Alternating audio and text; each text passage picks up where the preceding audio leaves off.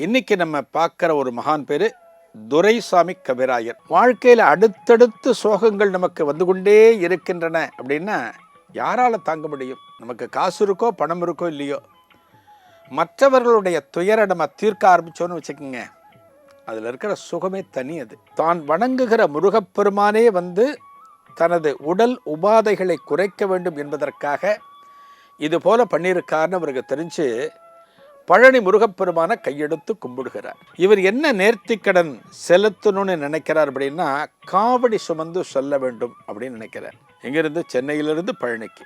நமக்கெல்லாம் என்ன ஆசை வரணும்? பகவானுடைய அனுகிரகம், அது பேரருள். அது கிடைச்சாச்சுன்னா இந்த ஜென்மத்தில் நமக்கு ஒன்றுமே தேவை கிடையாது. 45 நாட்களுக்கு முன்னால் சமைக்கப்பட்ட அந்த சாதமானது இப்போதும் ஒரு சூட்டுடன் காணப்படுகிறது. ஜெயா தொலைக்காட்சியினர்கள் அனைவருக்கும் அன்பான வணக்கம்.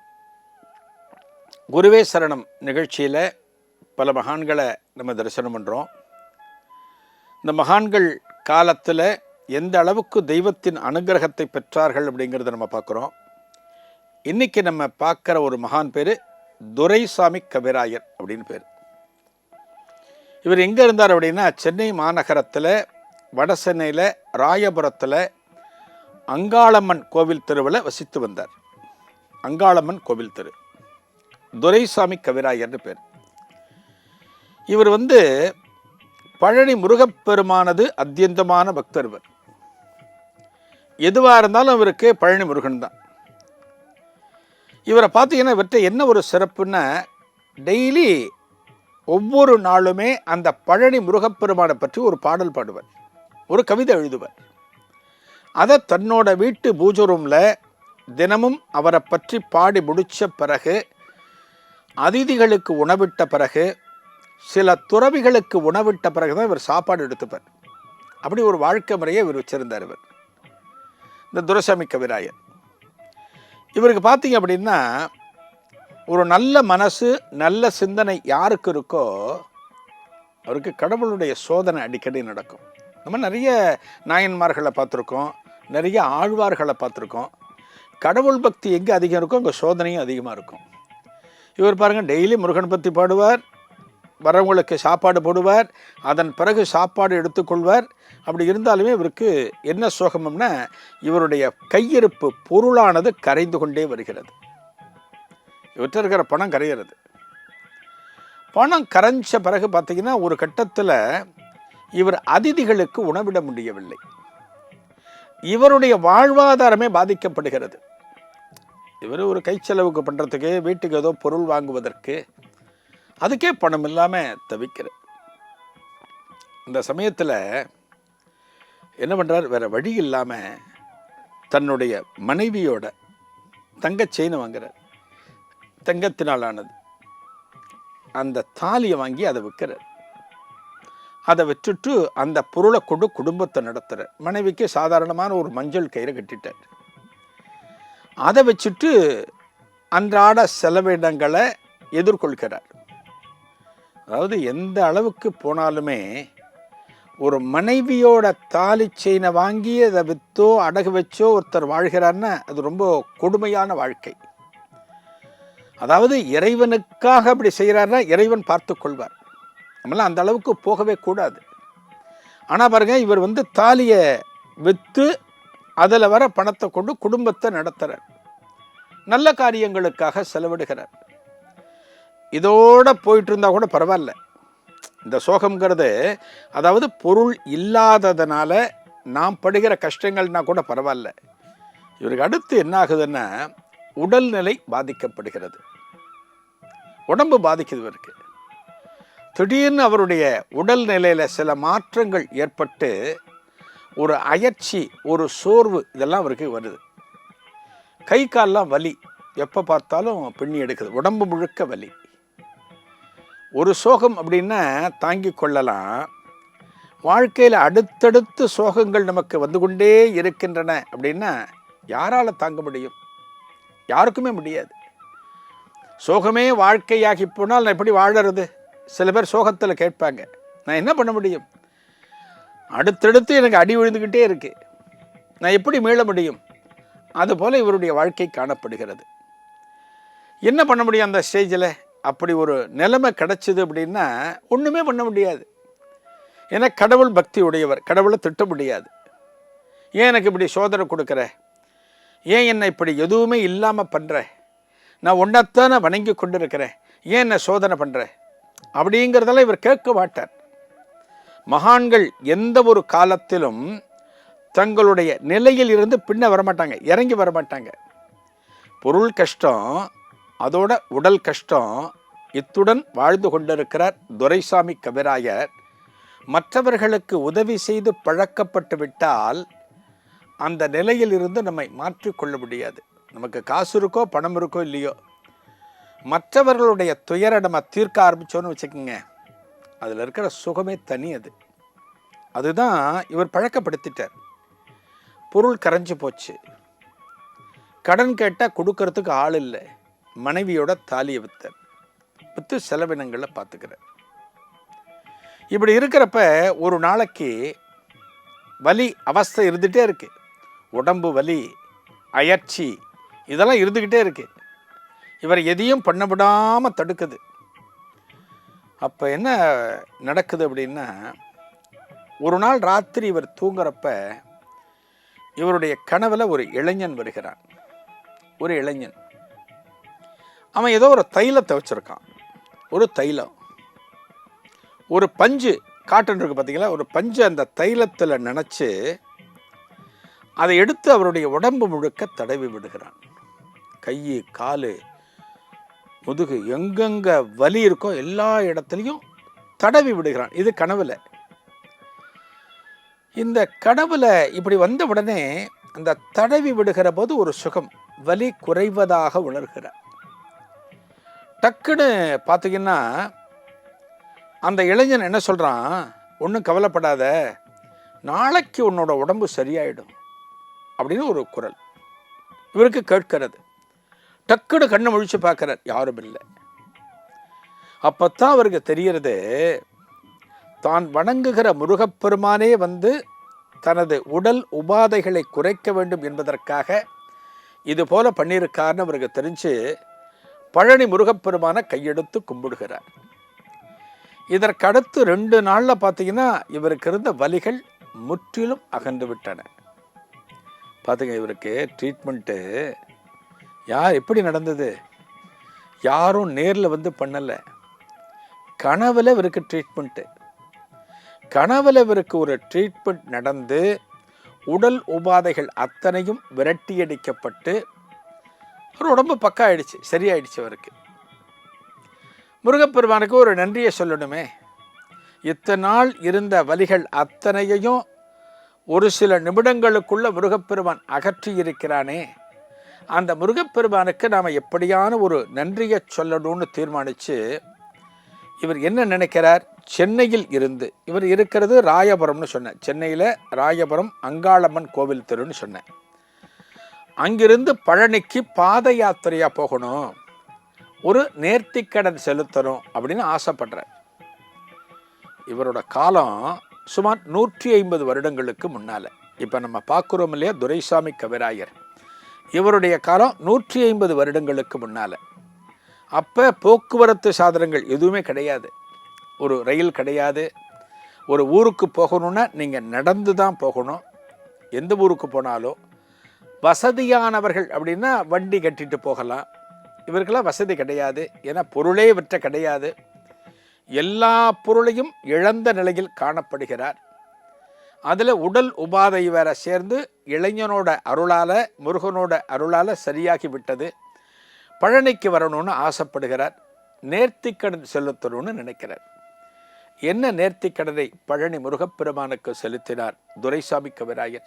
முருகப்பெருமானது அருளை பெற்றாலும் தினமும் தன்னோட இல்லத்தில் இருந்தவாறு, சென்னை இல்லத்தில் இருந்தவாறு அந்த முருகப்பெருமான் மேலே தினமும் ஒரு பாடல். இவருக்கு தான் திடீர்னு நோய் வந்து முருகப்பெருமான் அருளோடு குணமாச்சு. பழனி முருகனுக்கு காணிக்கை செலுத்தணும் அப்படின்னு நினைக்கிறார். என்ன காணிக்கை செலுத்தலாம் அப்படின்னு யோசிக்கிற போது, இப்போ ஒரு தெய்வத்திற்கு காணிக்கைன்னு வச்சுக்கோங்களேன், நிறைய விஷயங்கள் இருக்குது. இப்போ நீங்கள் குருவாயூர் போகிறீங்க, ஏதானு காணிக்கை கொடுக்கணுன்னா துலாபாரம்னு இருக்குது. உங்கள் எடைக்கிட எந்த பொருளையும் கொடுக்கலாம். அரிசி கொடுக்கலாம், வெல்லத்தை கொடுக்கலாம், தானியத்தை கொடுக்கலாம், எது வேண்டுமானாலும் கொடுக்கலாம். ஒரு பழனி போன்ற திருத்தலமாக அங்கே மொட்டை அடிச்சுக்கலாம். நீங்கள் காவடி எடுத்துகிட்டு போகலாம்.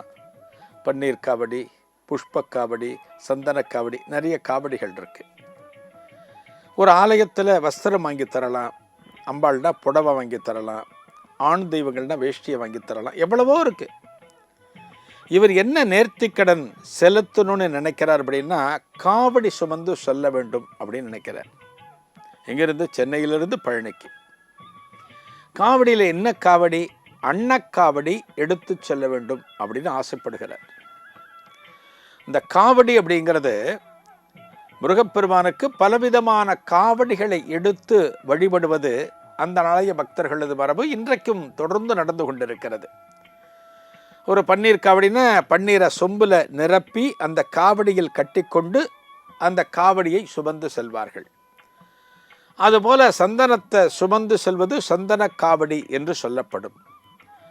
புஷ்பங்களை கொண்டு செல்வது புஷ்ப காவடி என்று சொல்லப்படும்.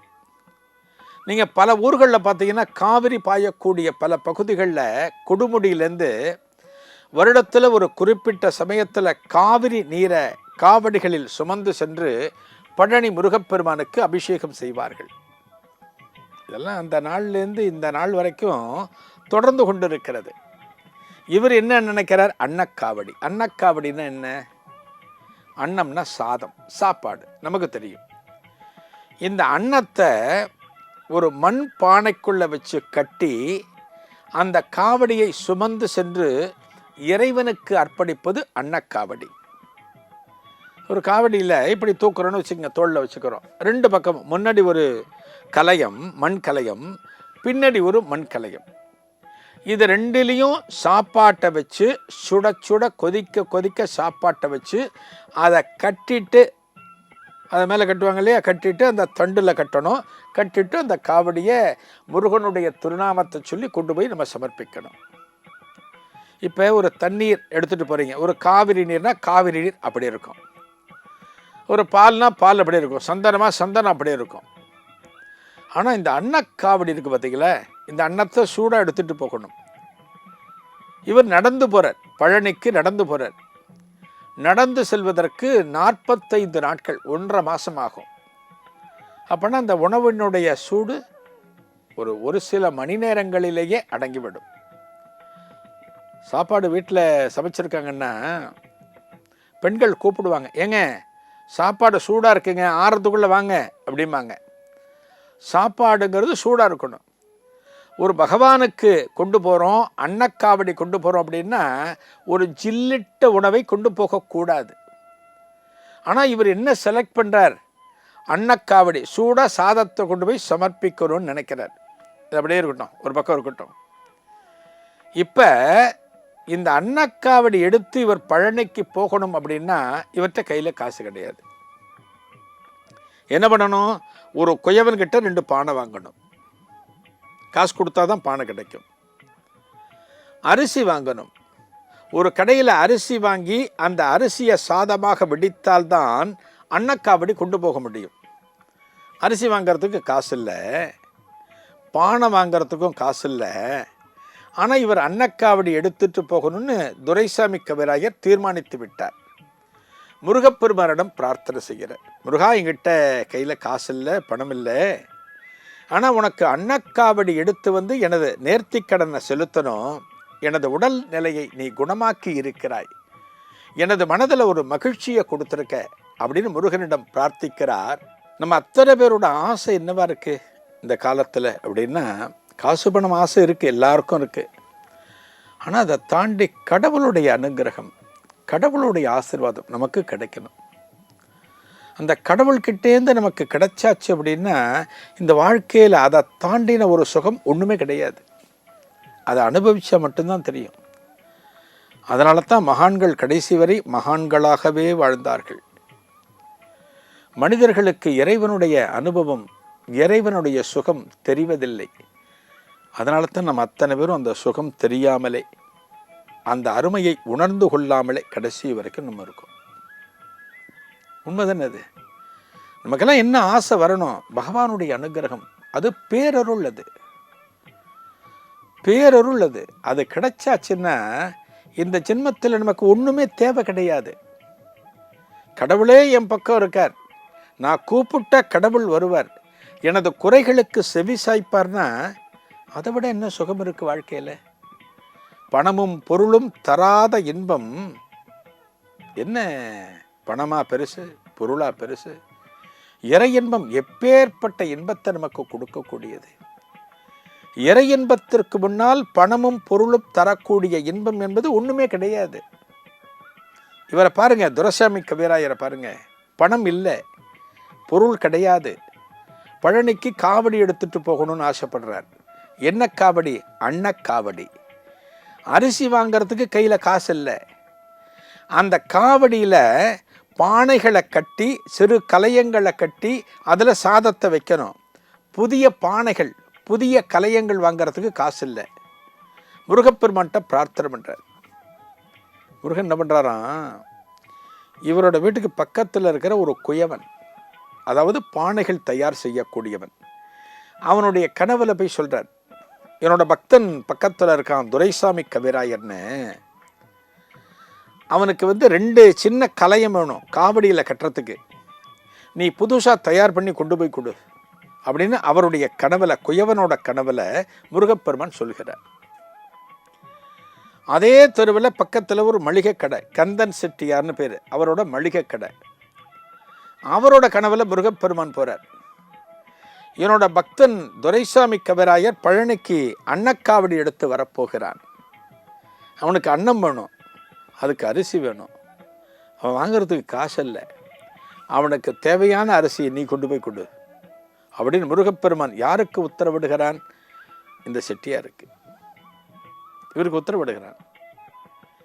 இப்படி 2 பேருக்கும் சொன்ன உடனே முருகப்பெருமான் அடுத்து செய்யணும் இல்லையா? திடீர்னு இந்த 2 பேரும் கொண்டு கொடுத்தா இந்த துரைசாமி கவிராயர் குழம்புவார் இல்லையா? அதனால் என்ன பண்ணுறாராம் முருகப்பெருமான், இந்த துரைசாமி கவிராயர் கனவுலையும் அவர் சொல்கிறாராம், 2 பேர்கிட்ட சொல்லியிருக்கப்பா, ஒரு குயவன்கிட்ட சொல்லியிருக்கேன், ஒரு கடைக்காரர்கிட்ட சொல்லியிருக்கேன், அந்த கடைக்காரர் அரிசியை கொண்டு உன்ட்ட கொடுப்பார், இந்த குயவன் 2 கலையங்கள், மண் கலையங்களை கொண்டு வந்து தருவான், அந்த அரிசியை சமைச்சு சோறாக்கி இந்த மண் கலையத்தில் வச்சு நீ பழனிக்கு அன்னக்காவடி எடுத்து வரப்போறேன்னு சொன்னியே, உனக்காகத்தான் நான் இதை பண்ணுறேன் அப்படின்னு முருகப்பெருமான் சொல்கிறார். சொன்ன பார்த்தீங்களா, காசு பணம் இல்லாதவர்களிடம் எத்தகைய திருவிளையாடல்களை தெய்வங்கள் நிகழ்த்தும் அப்படிங்கிறதுக்கு இந்த துரைசாமி கவிராயர் மிகப்பெரிய உதாரணம். நம்மக்கிட்ட காசு பணம் பொருள் இல்லை என்றாலுமே நம்ம கவலைப்படக்கூடாது. எல்லாவற்றுக்கும் மேலே யார்? தெய்வம் காணப்படுகிறது. எந்த ஒரு காலத்திலும் கடவுள் நம்மை கைவிட மாட்டார் அப்படின்னு ஒரு அசைக்க முடியாத ஒரு நம்பிக்கை எவரிடம் காணப்படுகிறதோ அவருக்கு தான் கடவுளோட பரிபூர்ணமான அனுகிரகம் கிடைக்கும். ஆனால் நம்மெல்லாம் எப்படி இருக்கோம்? கிடைக்குமா? கிடைக்காதா? பகவான் நம்ம பக்கம் திரும்புவாரா மாட்டாரா? நாம் அத்தனை பேரும் இதே போன்ற சிந்தனைகளோடு வாழ்ந்து கொண்டிருக்கோம். இதுதான் நம்மக்கிட்ட இருக்கு. கடவுள் காப்பாற்றுவார்னா ஒரு அவநம்பிக்கை. கடவுள் எப்படி காப்பாற்ற முடியும்? கடவுள் மனிதனைப் போல வர முடியுமா? நம்மளே கிண்டல் பண்ணுறோம். பக்தி எண்ணம் நமக்கு இருந்தாலுமே, பக்தி உணர்வுகள் நமக்கு இருந்தாலுமே, கடவுள் நம்பிக்கை அப்படிங்கிற விஷயத்தில் நமக்கு ஒரு சஞ்சலமானது ஏற்படுகிறது. ஆனால் இந்த துரைசாமி கவிராயருக்கு ஒவ்வொன்றாக நடக்கிறது. அரிசி வீட்டுக்கு வரப்போகுது, மண் கலையம் வரப்போகுது, அரிசியை சமைச்சா சாதம் மண் கலையத்தில் போட்டு காவடிகளோட புறப்படணும். எங்கே? பழனிக்கு. இந்த துரைசாமி கவிராயரோட கனவுல நாளைக்கு காலையில் கந்தன் செட்டியார் உனக்கு அரிசி கொடுப்பார், பக்கத்தில் இருக்கிற குயவன் 2 மண் கலையம் தருவான், இதெல்லாம் எடுத்துட்டு நீ பழனிக்கு அன்னக்காவடி எடுத்துட்டு வா அப்படிங்கிறார். துரைசாமி கவிராயருக்கு சந்தோஷமான சந்தோஷம். முருகப்பெருமான் எந்த அளவுக்கு தன்னுடன் உடன் இருந்து வெகு சாதாரணமான செயல்களையெல்லாம் செய்து கொண்டிருக்கிறான். அந்த முருகப்பெருமான் அருளோடு பழனிக்கு நாம் யாத்திரை செல்ல இருக்கிறோம். அப்படின்னு அவருக்கு ஆனந்தம். தயார் பண்ணுறார், அன்னக்காவடி தயார் பண்ணுறார்.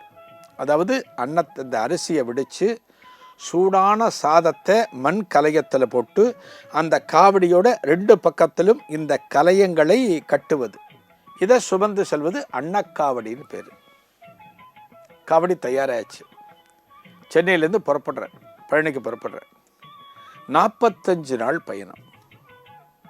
சாதம் சூடாக இருக்கணும், சாப்பாடு சூடாக இருக்கணும், சாமிக்கு நிவேதனம் பண்ணுறோன்னா சூடாகத்தான் இருக்கணும். இவர் எடுத்துகிட்டு போகிறார்.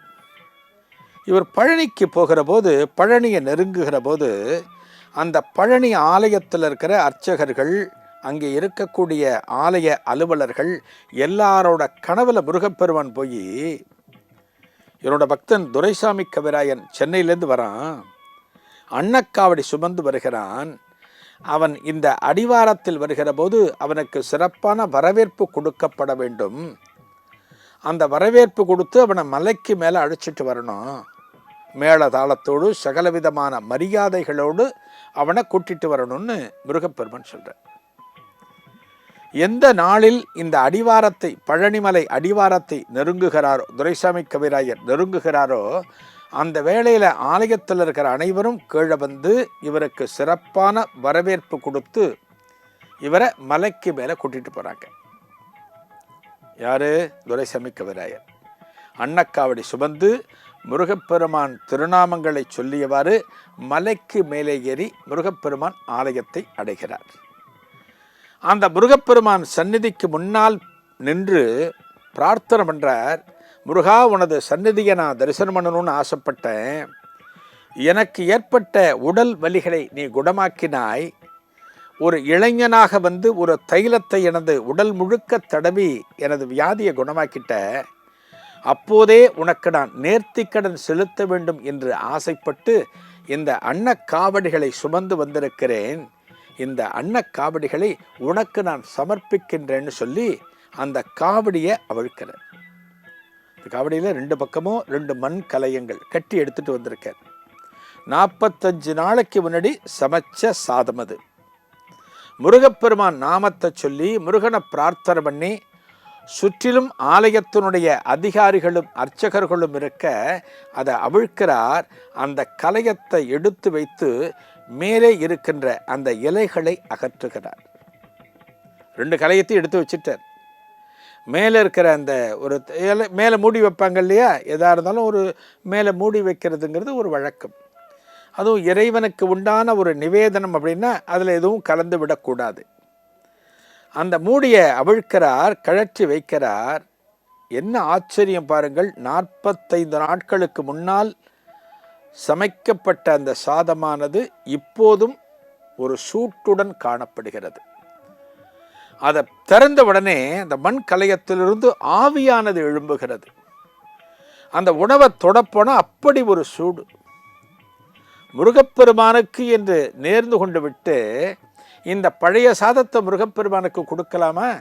ஆனால் முருகப்பெருமான் எப்படி பண்ணுறான், இவர் கொண்டு வந்த காவடியில் இருக்கிற அந்த சாதத்தை அதே கொதிநிலையுடன் இவர் சமைக்கின்ற போது எந்த சூடு காணப்பட்டதோ, அந்த கலையத்திற்குள் அன்னத்தை போடுகிற போது என்ன சூடு காணப்பட்டதோ அதே சூடு தற்போதும் காணப்படுகிறது.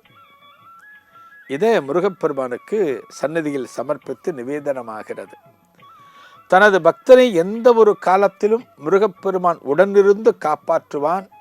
அவனது பிரார்த்தனைகள், நேர்த்தி கடன்கள் எந்த ஒரு நாளிலும் வீணாகாது என்பதை நிரூபிக்கின்ற வகையிலே முருகப்பெருமான் என்ன பண்ணுறான், 45 நாள் ஆனாலும் சூடாக அதை மாற்றிக்கொண்டு ஏற்றுக்கொள்கிறான்.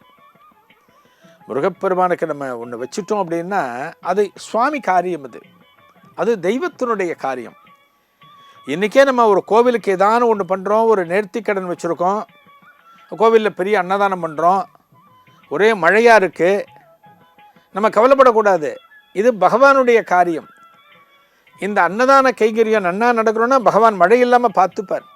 நல்ல காரியத்தை நம்ம செஞ்சோம் அப்படின்னா இறைவன் நம்முடன் இருப்பார் அப்படிங்கிறது இந்த துரைசாமி கவிராயர் வாழ்க்கையில் பழனி முருகப்பெருமானை நிரூபித்திருக்கிறார்.